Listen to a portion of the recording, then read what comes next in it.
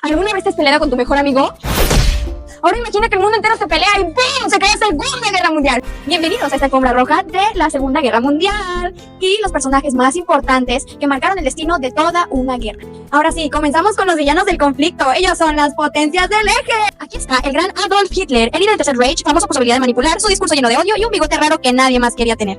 Junto a él tenemos a Philipp Petain, un personaje controversial que lideró Francia durante la ocupación alemana. Y aquí tenemos a Benito Mussolini, el hombre que pensaba que podía construir un nuevo imperio romano. Fue quien trajo el fascismo a Italia y claro, también trató de hacerle sombra a Hitler. Y en el otro lado del mundo, Japón no se quedó atrás y nos trae el emperador Hirohito, el militar que realmente quería conquistar toda Asia y el Pacífico, y casi lo logra.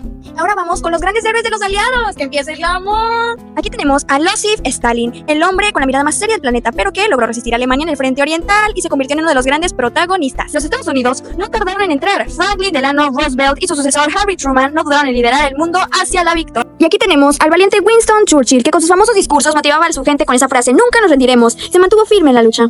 Ya se termina esta edición de la alfombra roja de la historia. Bueno, ya conocimos a nuestros jugadores de esta guerra. Como podrán ver, unos son más intensos que otros, pero bien armados de valor. Ahora, ya no estamos en la Edad Media, nos encontramos en una época muchísimo más avanzada donde vemos que la ciencia, el ingenio y los avances tecnológicos entran al campo de batalla. Esto lo podemos ver en su armamento avanzado, como armas de fuego mejoradas, como fusiles automáticos o subfusiles. De igual forma las ametralladoras, lanzacohetes y morteros. Las bombas y explosivos, como las bombas convencionales, las bombas incendiarias y las bombas atómicas fueron usados durante toda la Guerra Mundial. En la tecnología naval, a diferencia de la tecnología aérea, tenemos los portaaviones, submarinos, radar y sonar. En tecnología de cohetes y misiles únicamente tenemos los cohetes B-1 y B-2 que fueron hechos por Alemania. En las ciencias y medicinas tecnológicamente avanzaron en la penicilina, transfusiones de sangre y bancos de sangre, y de igual forma en las cirugías de guerra. Las comunicaciones y electrónica fueron precisas porque teníamos las máquinas de cifrado, como la máquina Enigma y las radiocomunicaciones. Y por último, pero no menos importante, tenemos la ingeniería y transporte. Estos como el tanque de guerra, vehículos anfibios y por último los puentes portátiles. Después de la Primera Guerra Mundial, Alemania quedó muy mal. El Tratado de Versalles la castigó con deudas enormes, pérdida de territorios y lo humilló frente al mundo entero. Y como si fuera poco, en Italia aparece Benito Mussolini, que estaba enojado porque no le dieron todo lo que quería la guerra. Así creó el fascismo, un movimiento que decía: primero nosotros, luego el mundo. Y adivinen que en Alemania también surgió alguien parecido, Adolf Hitler. Se inspiró en Mussolini y creó el nazismo, aprovechando la crisis económica de los años 30. Alemania estaba tan mal que muchos lo vieron como su salvador. Pan para todos. Mientras en Europa las cosas estaban tensas, en Asia y Japón ya estaban jugando rudo. Querían ser los jefes de Asia, así que conquistaron Manchuria en 1931 y luego invadieron China en 1937. Pero lo que en verdad encendió la bomba fue que Hitler invadió Polonia en 1939 y Europa dijo basta. Después de todos esos problemas llegó el momento que nadie quería. Alemania decidió expandirse a la fuerza. Primero anexaron Austria en marzo de 1938, luego los Sudetes en Checoslovaquia en septiembre de ese mismo año, y en marzo de 1939 ocuparon toda Checoslovaquia. Las potencias europeas como Inglaterra y Francia solo veían, hacían protestas diplomáticas pero no actuaban. A eso se le llamó política de apaciguamiento. El 23 de agosto de 1939, Alemania firmó el Pacto de No Agresión con la Unión Soviética, dirigido por Stalin, pero en secreto se pusieron de acuerdo para repartirse Polonia. Y el 1 de septiembre de 1939, Alemania invadió Polonia. Usaron una nueva estrategia militar llamada Blitzkrieg o Guerra Relámpago, en la cual había ataques rápidos, aviones bombardeando primero y luego tanques avanzando sin parar. Y 2 días después, el 3 de septiembre de 1939, Francia y Reino Unido finalmente reaccionaron y le declararon la guerra a Alemania. Ya no hay vuelta atrás, el mundo está en guerra otra vez. El ejército polaco adoptó un cachorro de oso sello llamado Hoftek. Aprendió a saludar, luchar amistosamente y hasta cargar cajas de municiones. Alcanzó el rango de cabo. El gobierno británico promovió la idea de que comer zanahorias mejoraba drásticamente la visión nocturna para ocultar el desarrollo del radar a los alemanes y explicar el éxito de sus pilotos de noche. Y por último, que los alemanes diseñaron una barra de chocolate que ocultaba una bomba. Al romper un trozo, se activaba un temporizador de 7 segundos.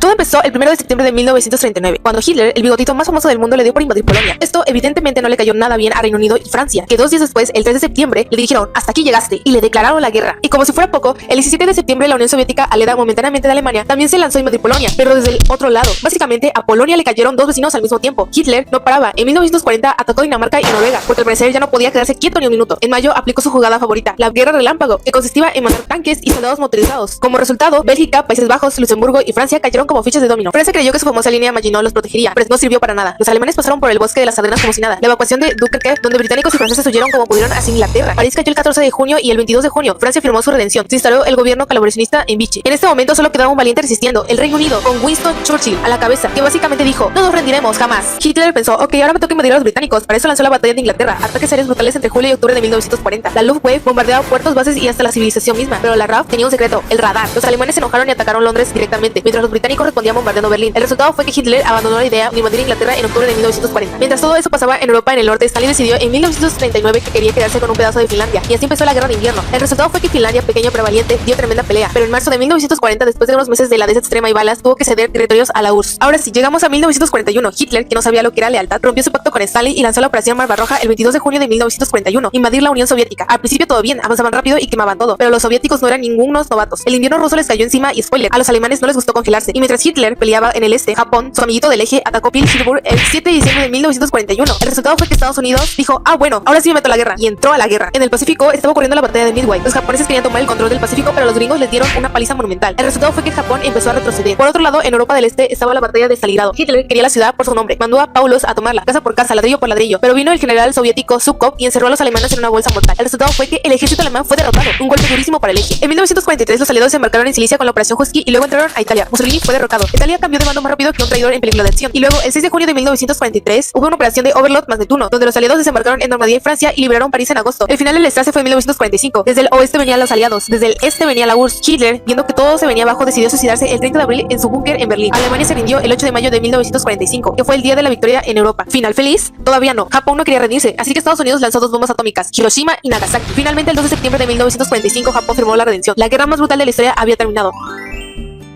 ¿Pensabas que la Segunda Guerra Mundial iba a terminar así como si nada? ¿Y que todo el mundo se iba a ir a su casa como si nada pasara? Pues obviamente no. Lo que pasó fue mucho peor que una mala telenovela con secuela, ya que hubo varias repercusiones que dañaron a todo el mundo. La consecuencia más inmediata y trágica fue la muerte de alrededor de 50 y 80 millones de personas, incluyendo militares y civiles. El Holocausto, el intento nazi de exterminar a judíos europeos, resultó en el asesinato de 6 millones de judíos. Paralelamente, otras víctimas fueron perseguidas y asesinadas por motivos ideológicos, raciales o de otra índole. Millones de personas fueron obligadas a abandonar sus hogares debido al cambio de fronteras, persecución étnica, combates y destrucción. Esto generó crisis humanitarias a gran escala y dio lugar a la creación de campamentos de desplazados que albergaron a gente durante años. Después de la Segunda Guerra Mundial, Estados Unidos y la Unión Soviética se volvieron grandes potencias mundiales. Al ser 2 países con ideas diferentes, como el capitalismo y el comunismo, esto hizo que entraran en guerra, la llamada Guerra Fría.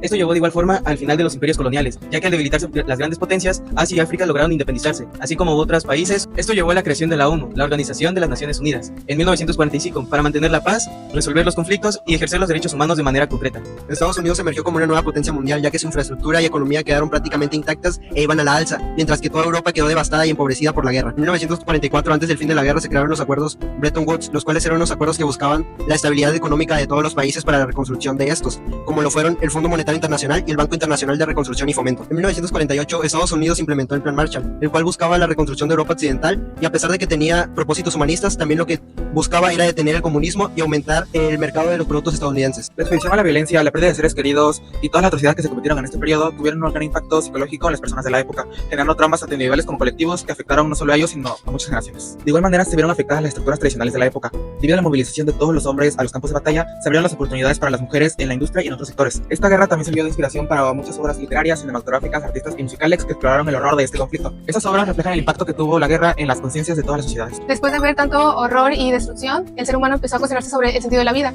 y así surgió la filosofía del existencialismo, el cual buscaba entender la libertad del ser humano en el mundo y cómo es tan caótico. Se empezó a estudiar cómo piensan las personas, de qué manera estas son manipuladas con propaganda y que lleva a alguien a cometer actos tan violentos, y también impulsó el desarrollo de la psicología y sociología moderna.